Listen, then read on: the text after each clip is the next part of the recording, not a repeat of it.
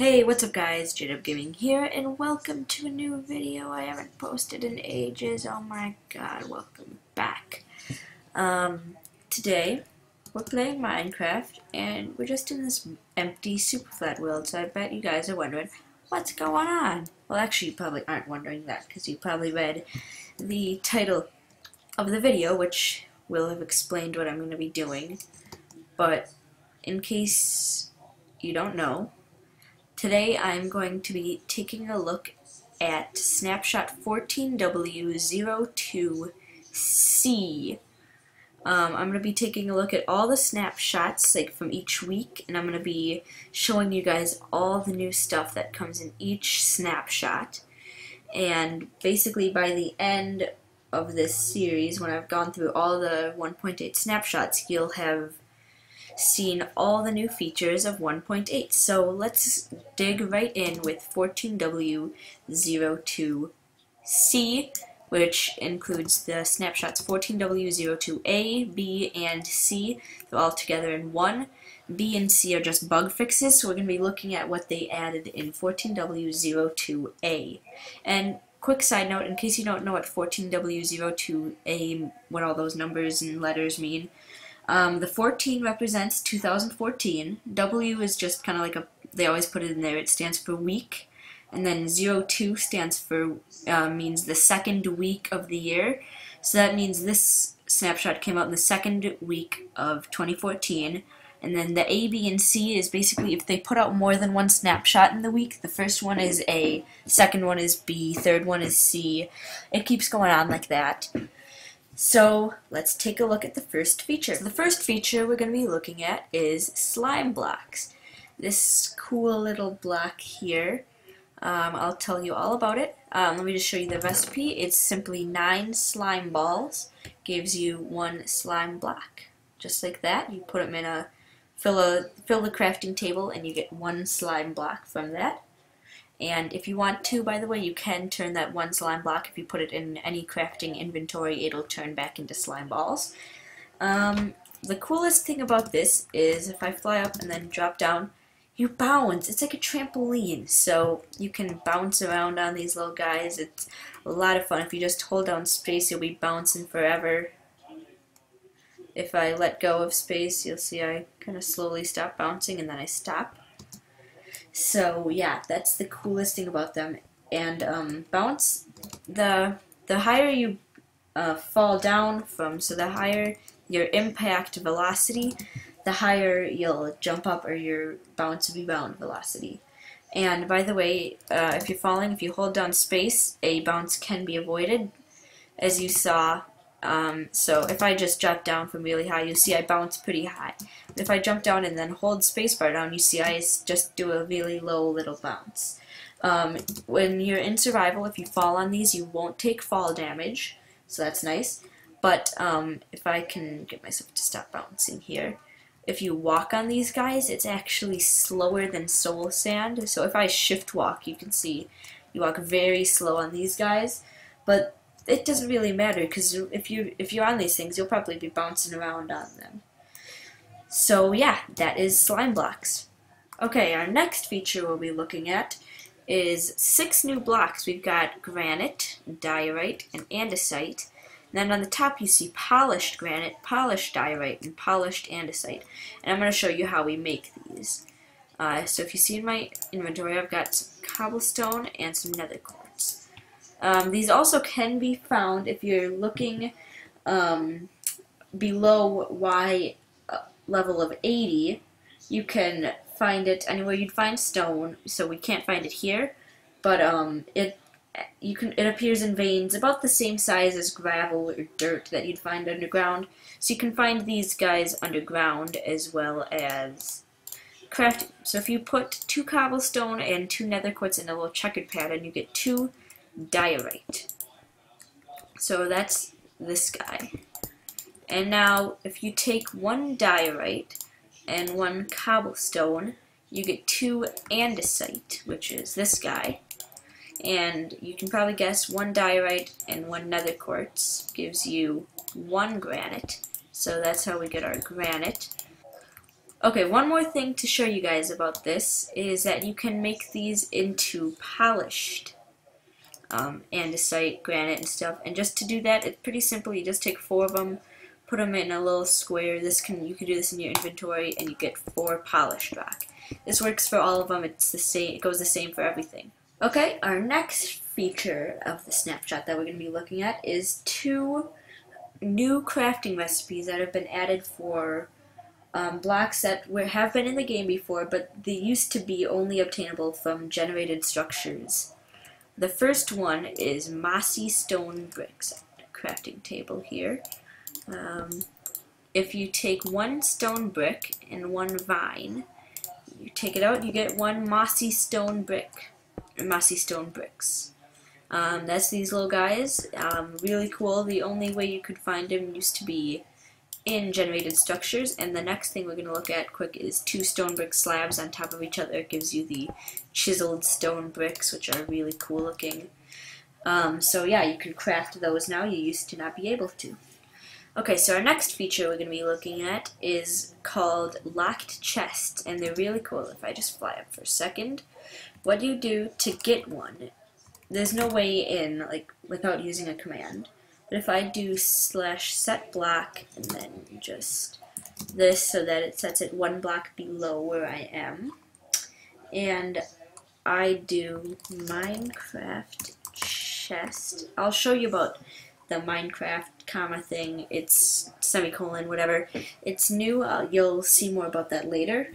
But if I do this and then I type in, so once you've got the block command set, what you're going to do is do one of these little curly brackets, and then you're going to type lock with a capital L, a semicolon, and then you're going to want to just type in anything. I'll type in techno key, and then the end curly bracket, and press, oh, sorry, you're going to want to put in a 1, 0, and then that, and when I press enter, here we go, we've got a chest. Okay, so we placed the block now. If we right click it, it makes the noise of like a door or trapdoor opening you can hear if I hold it right click down. And it gives me a little message right there that says chest is locked. And you notice when we typed in lock semicolon techno key, basically what that means is if I take myself an anvil here, just get any item, I'll use a torch, put it in, and rename it techno key. Take it out. If we right click the chest with that, there we go, it's open. If we right click without it, it doesn't open. Even if you do it fast, it won't work. But any item with the name techno key will open this chest. One thing to note about this is if you name it something like diamond, it won't open just holding a diamond. It has to be an item named diamond. So if you rename an item diamond, it will open the chest, but an actual diamond will not. One more feature that's not very noticeable, but still something that you may notice eventually in this game, is there's a new splash. So actually, if I just exit out of the world quick, you see right here it says Age of Wonders is better. Well, there's a new one that can be said, and that one is called, that's number weighing. I'll have it appear on the screen so you can see how it's spelt and things. But, so yeah, new splash for you. There's a new target selector. So if you know anything about commands, there's a lot of new commands in 1.8 snapshots. But if you know a bit about commands, you know that you can do @P, @A, and @R. @P takes the nearest player. A is all players, and R is a random player. Well, there's a new one, @E.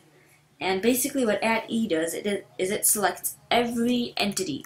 So a cool thing we can do now is if I spawn in, not a skeleton, if I spawn in a sheep, I can do /kill, kill @E, and there we go, killed Zingzla and killed sheep. So the sheep is dead. You can see his drops here and my drop there. So Another cool thing about this is if I spawn in, let's take a sheep and a chicken.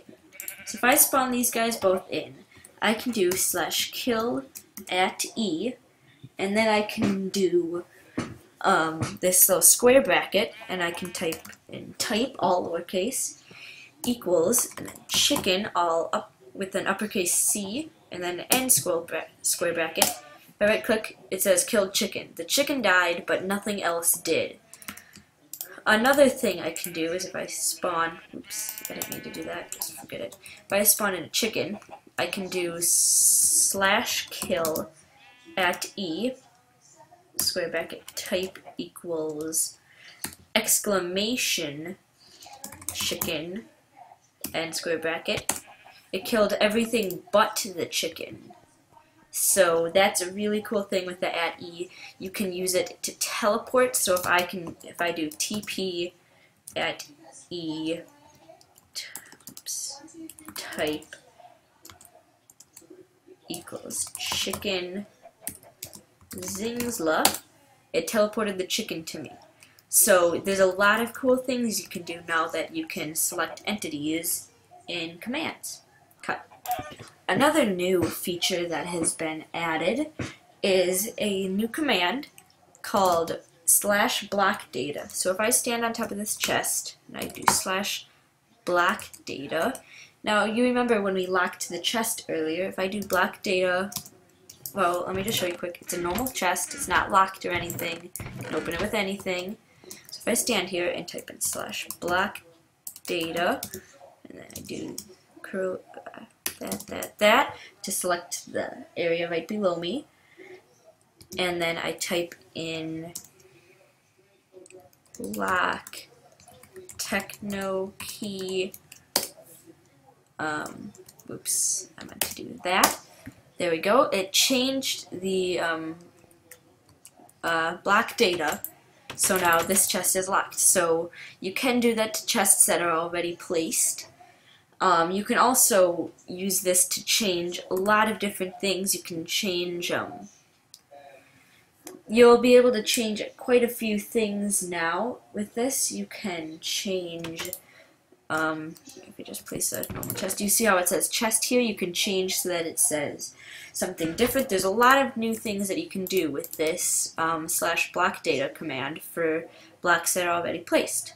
Another new, we're done with the new things, but now we're going to take a look at changes that have been made. Changes that have been made to the game. So, the first big change we're going to look at is with enchanting. So if you take an enchantment table, the first thing you'll notice is that there's a slot for lapis lazuli, or lapis lazuli, however you want to pronounce it. There's a slot for that now. So now it is needed in order to enchant. So if I give myself a bit of lapis, let's get a stack of it, and something to enchant, like a diamond sword. If I put it in, you'll see some more new changes. When I put it in, you see a couple new things. The first thing that you will notice is that you see a 1, a 2, and a 3 here. This 1 and if I roll over them, you can see it says stuff, but we'll talk about that in a second. The 1, the 2, and the 3. So basically what this means is this one will take away 1 lapis from this slot and 1 level that you have. This one will take 2 lapis and 2 levels. This one will take 3 lapis and 3 levels away from you. When we roll over it, you see this one says sharpness 1, knockback 1. That means if you take this enchantment, for sure it'll have that enchantment, and it'll possibly have a different enchantment. Now this number over here represents the minimum amount of levels you need to have to get this enchantment. So if I can take this, to get this enchantment, it'll cost me 3 levels of XP, but I still need to have 6 levels of XP for it to let me claim it. So if I take this, you see how it said knockback 1? Well, we got knockback 1, and we also got smite 1. And if we weren't in creative, it would have taken 3 lapis lazuli, and it would have taken our XP, but since we're in survival, it didn't do that. But, so yeah. And one more thing is the enchantments that we saw in there. If I go back and let me get an unenchanted diamond sword, put it in here, you'll see that these two, or this one at least, is the same. And this one is gone. And this is because of the fact that enchantments don't really change as much now. The enchantment that you would get will not change until you enchant it or enchant something else. So actually, I'm saying this wrong, but right now if we see this, it's going to be like this. Every time it's going to be the same enchantments until I enchant something in here, then that's when it will change. So that's a cool thing. And just so you know, the enchantment seed is stored per player, so if I was on a server and another player looked into it, they'd have completely different enchants, but it would stay the same for them, just like mine stays the same for me. The next new change is in anvils. The only thing that's really changed in anvils is it costs less experience to do something. I'm not going to show you because it's kind of useless, but renaming items will only cost 1 level, and repairing will start out with 2 to 5 levels, and tools can be repaired longer and with better enchantments, and repairing costs will no longer be kept down by renaming items. So that's the anvil changes. The next new change is in experience. This is a really small change, but it takes less experience to level. The next new change, this is another big change, is in villagers. So if I spawn a villager, there's a couple new things. I'm going to explain to you some of them before we spawn them in, but the first is that the offers that they give you will be less random, and it'll probably be a bit more useful. That's kind of up to you to decide, but they should be a bit more useful. Villagers that have already been spawned in before this update will not be changed.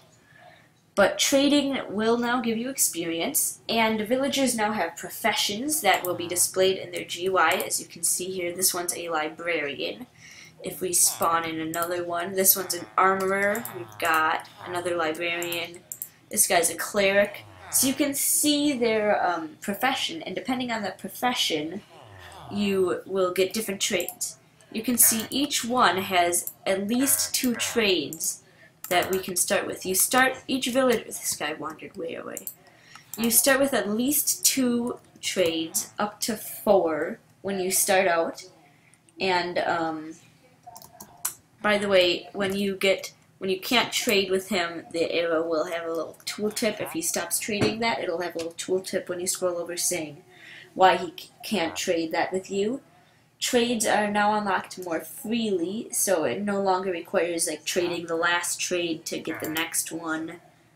And yeah, so let me give you a quick explanation of the different professions. Actually, I'll just give you a list of the professions.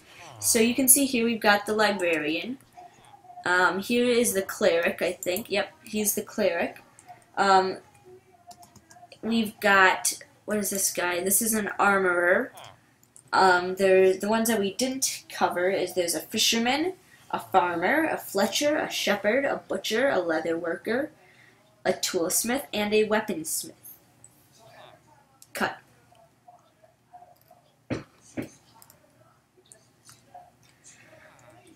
Action. Another change, again with the villagers, is villager breeding. Villagers will now only breed when they're willing to trade. The first time a specific trade is done, the villager will become willing, and any other time there's a 1 in 5 chance that the villager will become willing to breed after that trade. When a baby villager is born, both parents will lose their willingness to breed again. Finding out a villager's willingness in survival is pretty difficult, but there is one way to figure out. When you trade with them and they do not become willing to breed, you get 3 to 6 experience points. If they are willing to breed due to your trade, you will get 8 to 11 experience points. Now, our next new change is in adventure mode. If you remember in 1.7. Adventure mode, you can't break blocks, but you can break certain blocks such as glass, glowstone, paintings, I believe. Certain blocks you are able to break, but in the new update, you cannot break blocks at all. You cannot place blocks at all. If I hold a block, in fact, you don't even see any of the block outlines, nor this item. For some reason, when I have my empty hand, I can. I'm not sure if that's supposed to be like that or not, but you can't break or you can't interact with blocks. Like, let me just go into creative. I can even show you.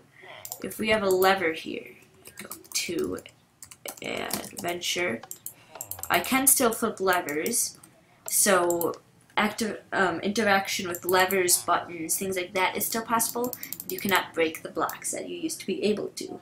But a way around this for map makers, which is really cool, is when you spawn in an item. So let's say, give Minecraft diamond shovel. If I give myself 1 diamond shovel, I can do the curly bracket again, and I can do can destroy, and I can do just glass. We'll say that this can destroy glass, and we close it off like that. So it's a little complicated. I'll give you a second to look at this if you want. And now when I give this to me, if I roll over it, you can see it says can break glass. So if I go into adventure mode, you can see I can't break this, I can't break that, but I can break glass. So you can use that to make it so that you can so that people can get tools that can only break certain blocks in adventure mode, and that's going to be really cool for map makers. Another new feature is with doors, both wooden and iron. When you craft them, instead of only getting 1, you now get 3 doors. And doors can also now stack all the way up to 64. So I can hold 64 doors in 1 stack. Pretty neat. Another new feature is, well, first let me just tell you how hard it was to get this boat in here. But another new feature is if a boat falls,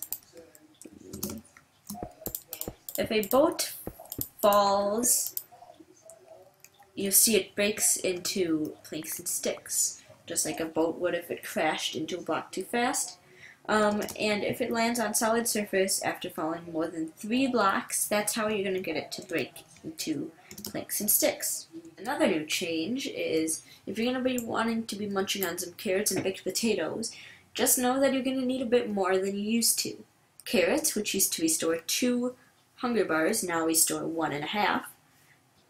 And baked potatoes, which used to restore 3, now restore 2.5.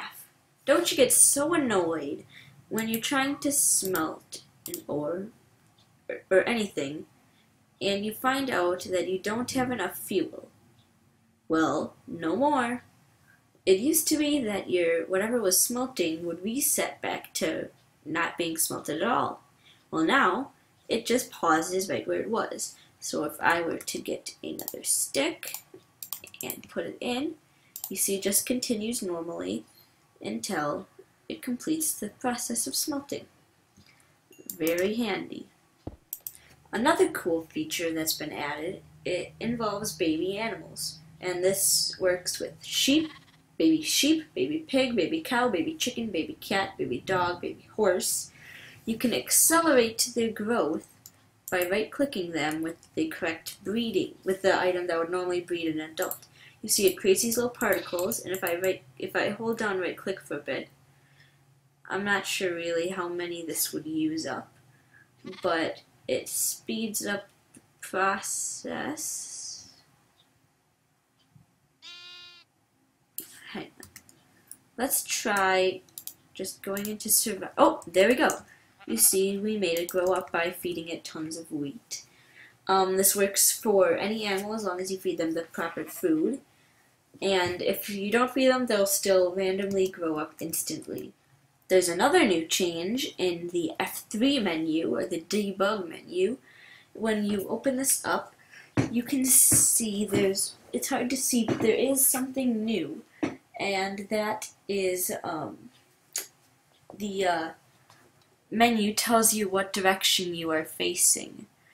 You see next to the direction where okay, so this is hard to explain. I'll try and put like a little pointer in the video or something if I can. But you see it says X, Y, Z on the left, far left, X, Y, Z, and then there's F where it says west, and then it says towards negative X. If I face this way towards negative Z, this way is towards positive X, and this way is towards positive Z. Difficulty is now set per world, so even if I have it set to peaceful in this world, if I go into a different world, it will be set to whatever it has been in that world. The default difficulty when you first load a world will be normal, but you can set it to whatever you want. I have it set to peaceful right now. And you can also see there's a button here. If I right click it, it'll say lock world difficulty. Are you sure you want to lock the difficulty of this world? This will set the world to always be peaceful and you will never be able to change that again. Whatever difficulty you're in, it'll lock it to that difficulty and you'll never be able to change it unless you have cheats turned on where you can type in the /difficulty command, which will still work even if it's locked. Teleporting has been changed, which will allow for a lot of new cool maps. If I just teleport myself 5 blocks in a direction, you notice how smooth it was now? It is now. It used to be a lot less smooth, so you wouldn't get teleported as smoothly, and you can easily tell when you're being teleported, but now it's so smooth that you can have it where there's some way, I don't really know how to do this yet, but I believe in one of the Snapshots eventually. We'll probably look at this feature, but if you're looking in a certain direction, it'll be able to teleport you, so you can look in the other direction and you'll be in a completely different place. So that'll allow for some really cool maps. Chat communication is different now. If I type something in, when I roll over my name, it gives me a whole list of random numbers and letters. This is my UUID.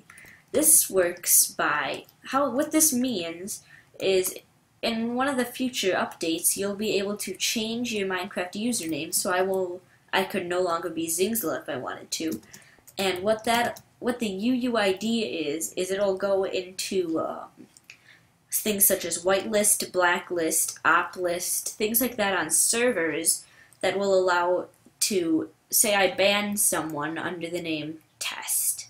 They then change their username to Test2.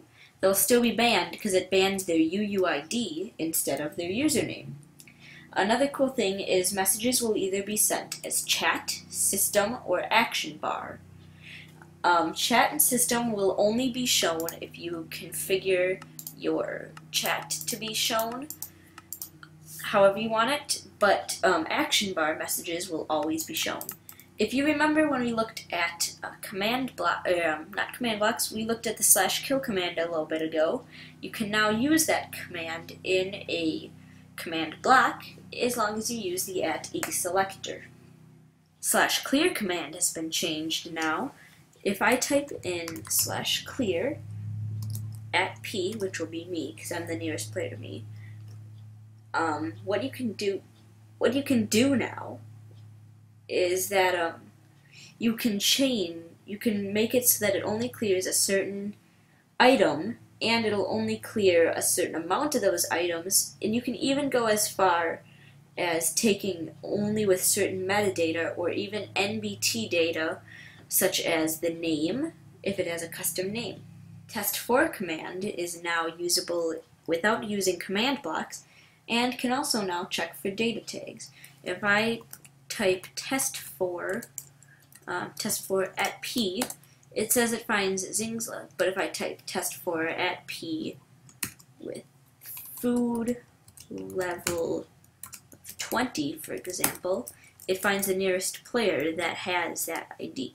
But if I set it to 19, no player near me has 19 hunger, because I have 20 because I'm in creative.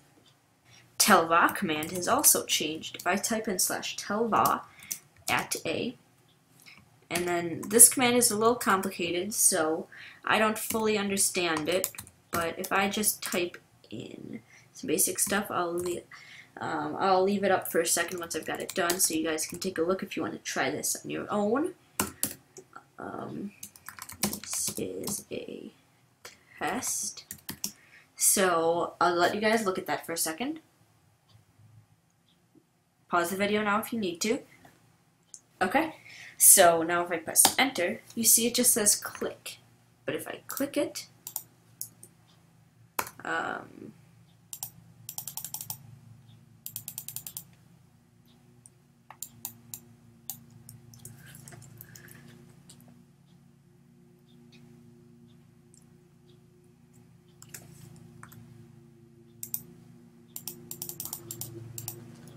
okay, I guess that command is a bit buggy.